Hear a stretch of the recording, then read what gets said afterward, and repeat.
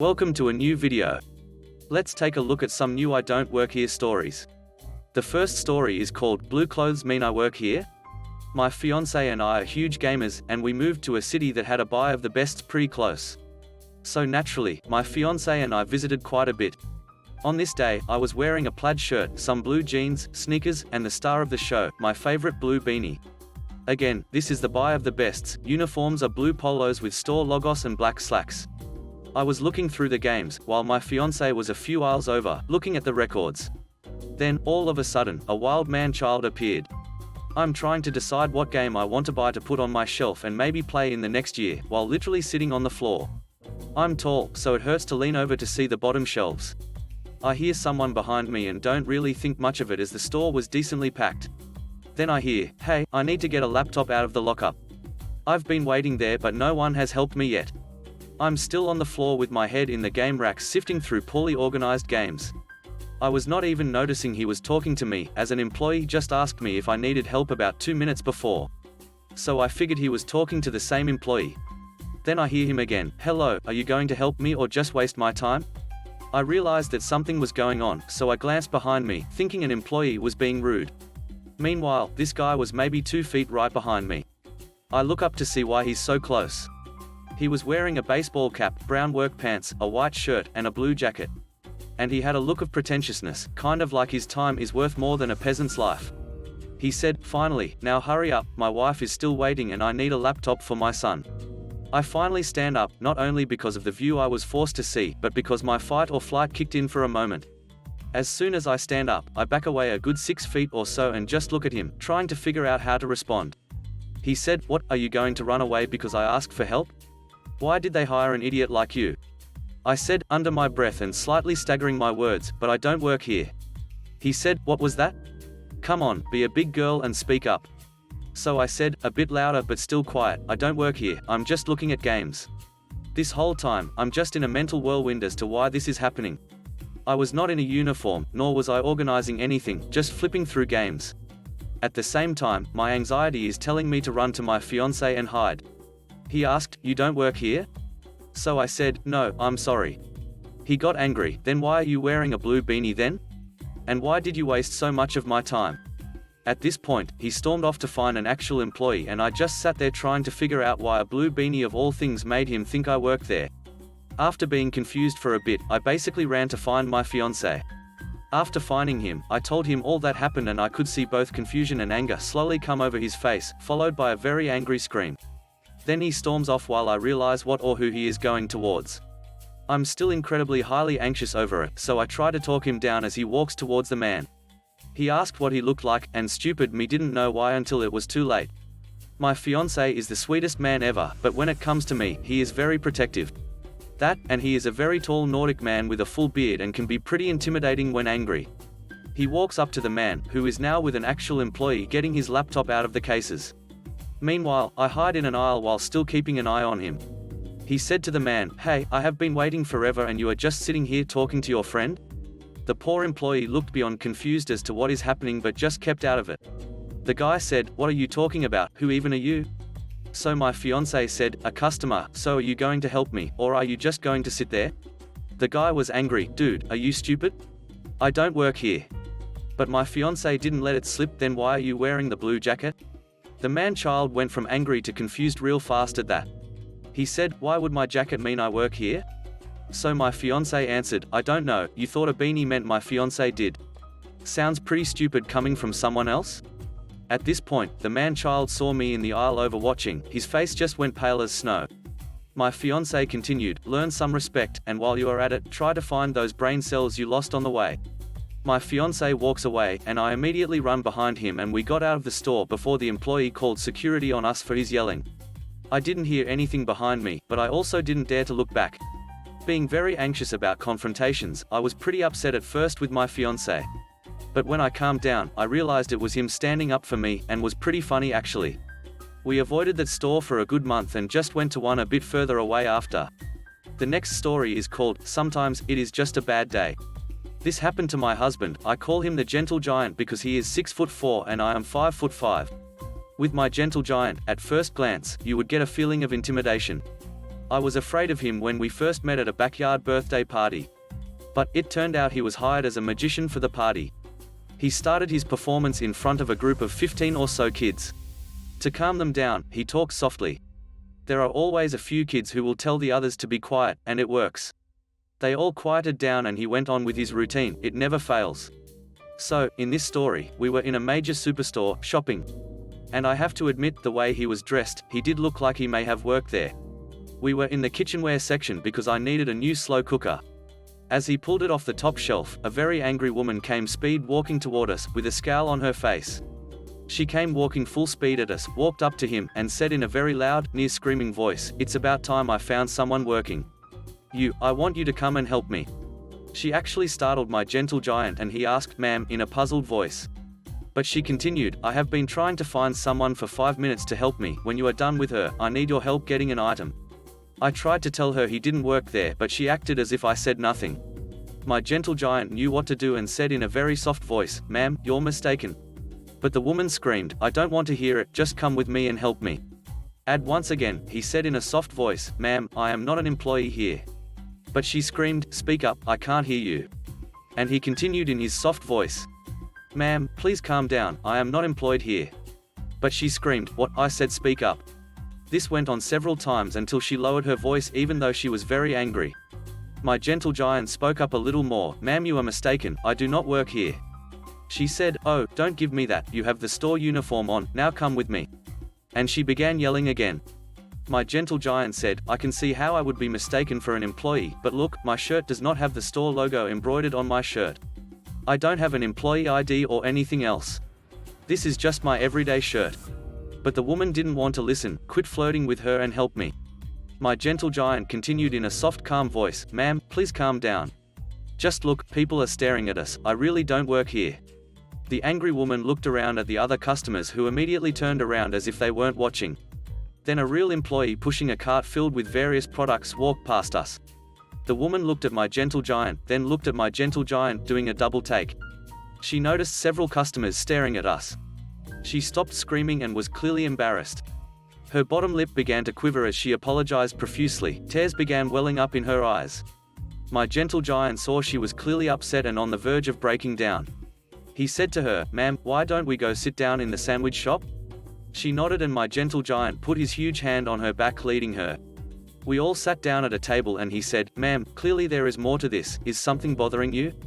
And that's when the woman broke down crying. I could see in his eyes that he was truly concerned. "Would you like something to drink? Let me buy you a soft drink." The woman said, "Coffee, please." My gentle giant said, "How about a lemonade? Lemonade makes everything better." I watched as he handed the woman a few napkins from the dispenser.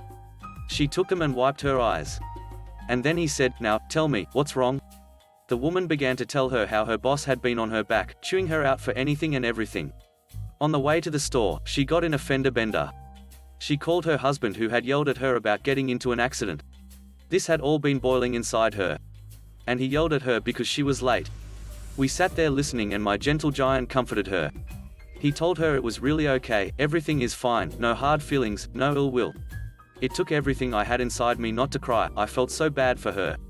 My gentle giant reassured her things will be okay. When she stopped crying and collected herself, my gentle giant said, "Okay, now let's go get what you needed." We walked to the aisle and my husband retrieved what she needed. And once again, she apologized. My gentle giant said his famous words, "Over, done with, gone, I promise." The woman smiled a bit and thanked us for listening. My gentle giant nodded and smiled as she looked back at us as she walked off. I looked up at him almost crying myself and he said, "Don't you start, not every angry person is just naturally rude." It was a case of misdirected anger, emotions building up, she needed a release and an ear to bend. For some people, it's just a really bad day. I am sure she is really a nice person. I put my arm around him as we walked back to our shopping cart and finished our shopping. All the while, I kept asking myself, how did I get so lucky with this man? As we continued, his voice returned to his normal speaking voice. A very deep bass that could be heard by almost anyone. In his very deep voice he said, "Honey, I love you, but promise me, if I screw up in any way today, don't yell at me. I don't think I could handle a second round." I laughed and said, "Sure thing, I promise." And this gentle giant is right, there is some good in everyone, not every person is a bad Karen. Sometimes life deals you a bad hand for a day or week or whatever. The last story is called Don't Mess With Her. I live in the UK and this happened when I was 18, fresh out of college in 2006. I used to work at a nightclub. And our uniform consisted of black pants, a black shirt with the nightclub's logo on the front and the name in big bold letters on the back, black shoes and socks, and a black fleece with a big logo on the back. Across from us was a superstore which opened up early in the morning, and I usually stopped by on my way for the morning shift to restock the 3 bars inside the nightclub for the upcoming night. Their uniform is similar to ours, and I often got stopped briefly because some people thought I was staff before realizing their mistake, apologizing, and then going off to find an actual member of staff. So I was used to it and often laughed about it with the other person if I saw them again. I would also help out anyone who was polite and asked for help. On this day, I start my shifts at 11 AM and I usually stop by the superstore to pick up some lunch to eat during my 15-minute break. I get to the store, and as I'm walking through the store, I see the cleaner who I usually work with while stocking the bars and decided to go over and have a chat. As we walk around the store, I help grab things from the top shelves for her, and she thanks me. My co-worker is this really nice old lady, and I often called her Grams as a nickname. Now Grams was a former martial arts instructor but left a few years prior due to breaking her hip, but she still wasn't someone to mess with. I knew this from personally seeing her flip a guy 3 times her size because he was shoplifting at the superstore we were at. Everyone loved her. So I say goodbye as it's now 10:30 and I don't want to be late. Grams apparently had the day off, so it would be the rare day I worked alone with the jerk of the nightclub and was not looking forward to it. As I was making my way to the sandwich aisle, I heard it, the dreaded sound of self-entitlement. I knew it well as I constantly dealt with this type and knew if I turned around, it was all over. So I did the smart thing and ignored it, making my way towards the delicious smell of sandwiches. This, my friends, is mistake number 1. I heard someone yell behind me, "Excuse me." I feel a disturbance in the force and try to ignore it. But a sharp thwack to the back of my leg brings me around and I face the source of the disturbance I felt. And there before me was a troll, or so it looked like at first. Now, I don't like confrontation, I tend to try and avoid it if possible, and at that time, the stress of work had steadily piled on me. I said, "Can I do something for you?" She looked at me with an indignant smirk that immediately made me want to run away. But to my left was a rather tall, bulky middle-aged man blocking my escape, as to my right was a display counter as well as behind me. I was cornered. With a nasty grin on her face, she spoke to me in a condescending tone. "I saw you help another lady earlier with her shopping, I would like you to go fetch this list for me." She thrust a small piece of paper at me with handwriting so bad I couldn't read it. And since I too had really bad handwriting, that was saying something. I said, "But I don't work here." This woman didn't want to hear it. "Don't lie, young man, I saw you helping that woman with all her shopping and you're in uniform, so do your job." I look at myself and yes, I am in my uniform, but I'm wearing my fleece which clearly has the logo printed on the back large enough so that you can't mistake. I said, "No, ma'am, you are," but I was interrupted. At this point, I get a shove from the bulky guy next to me. He said, "Stop lying to my mother and go get our stuff." I don't want your excuses, I want my mother's shopping. This time, he goes to grab me, when a small, very recognizable hand grabs his wrist. Grams was there and said, "Excuse me, but why are you attacking my grandson?" I was shocked she actually called me her grandson, but was grateful for the save anyway. The guy said, "What are you talking about? This person is an employee and you are lying to cover for him." This guy had just messed up big time. Grams was a nice person, really nice if you stayed on her good side, but cross the line, push the wrong button, say the wrong thing and you were done for. Grams twisted the guy's arm behind his back and begins escorting him to the front of the store with his entitled mother and me in tow. When we were 6 feet from where the security guards were stationed, the guy cursed and continued to call Grams every name under the sun.